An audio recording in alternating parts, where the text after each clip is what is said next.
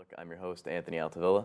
Today we have Fly Ty, Mr. Greg Elliot, and later we're going to be joined by John Cash. Now, you guys have a hip-hop group, correct? Yeah. Why don't you tell us a little about it? Well, my name is Fly Ty, as you said. Our production team is called New Noise, and we're under YEATP. And we make beats, I engineer, I rap also too. I just picked up that hobby, started rapping, but I'm a producer first, rapper second, and engineer. I'm just a beat maker. I make my own beats. That's all I do. It's just the beats. No rapping for me, really.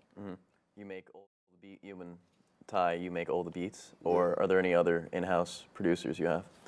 Nah, it's mostly just us two. Like, we have like people that we link up with and network with a lot, but they're not necessarily a part of New Noise. New Noise is more or less just me and Ty's thing. Yeah. I mean, we're down to collaborate other producers, but for right now, just me and him.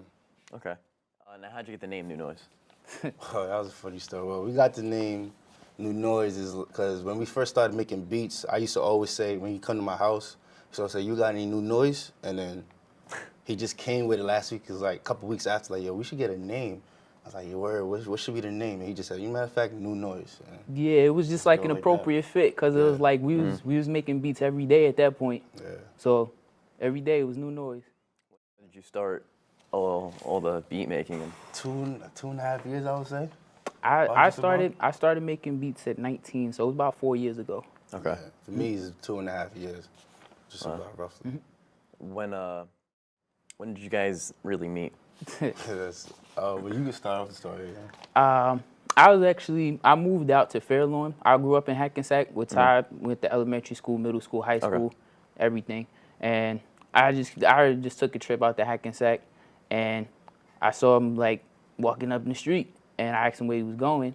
He's like, "Oh, I have this internship at this music studio." Yeah. So I'm like, "All right, let me give you a ride." Dropped him off.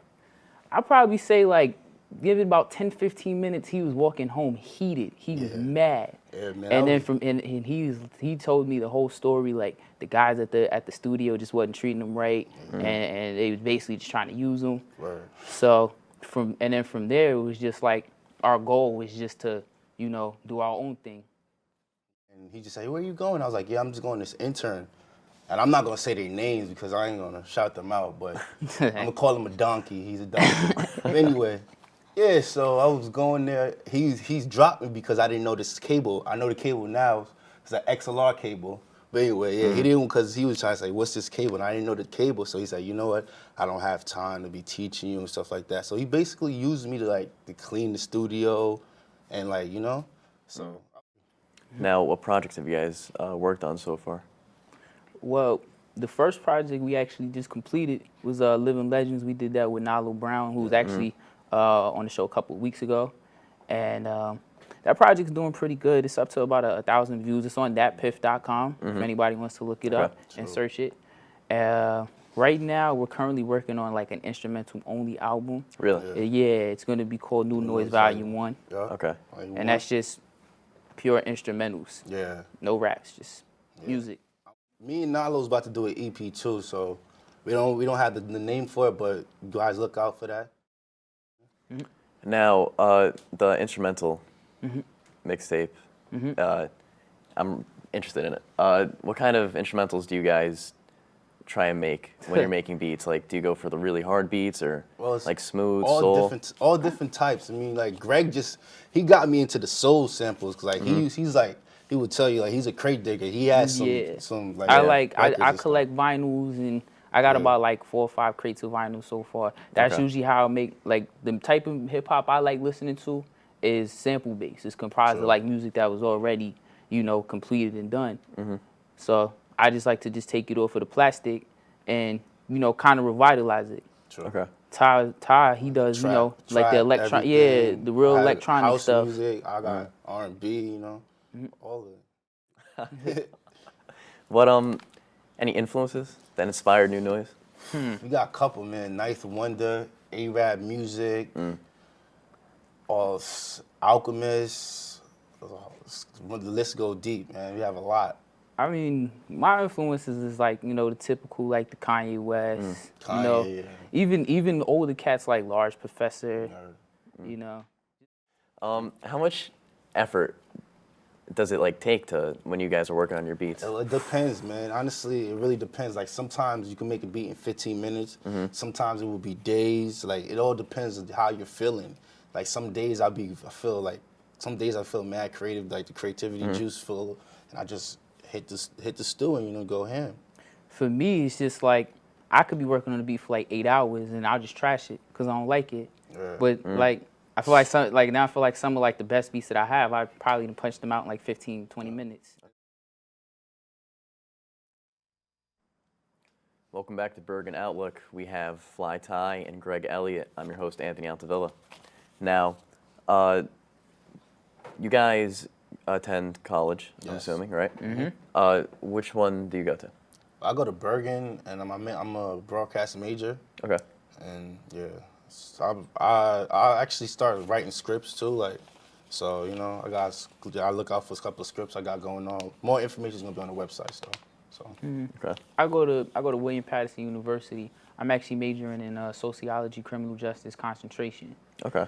So yeah, I'm finishing up actually this semester. So like I'm gonna start doing like looking for a job and things like that, just so I could like set up shop and fund my real dream. Okay. Like fashion to me is just like it's not really important, but I do network with some fashion designers like of course Ty of course got his line coming out, and then I have a friend of mine named West Wing who has his line coming out. It's called Don Delastados, and basically for me it's kind of just getting free clothes, Yeah. You should have brought some today. Yeah, I wish I could. You should have, right? Chill vibes. Yeah. True. Now, we're going to go to commercial. We have John Cash coming on. So, join in for... Basically, I seen Fly Ty on the bus coming back from New York, and then I had done previous work for one of his old colleagues that do music. So Okay. he recognized I did one of his videos, so we came together and collabed. Now, you rap, you produce as well? Yeah, I like to use the analogy, like, basically I'm a 5'2" player, like baseball. People don't know if a 5'2" player, that's a person that plays multiple positions for the team. Okay. So that's what I do. I do the not only composing, but directing, editing, audio engineering, managing, and marketing. Now you direct videos? Yeah, I directed all Nalo's videos, Nalo Okay. Brown. That was on 1/4 of our team. What do you, what's your passion, really? The music or the video side of it, the directing?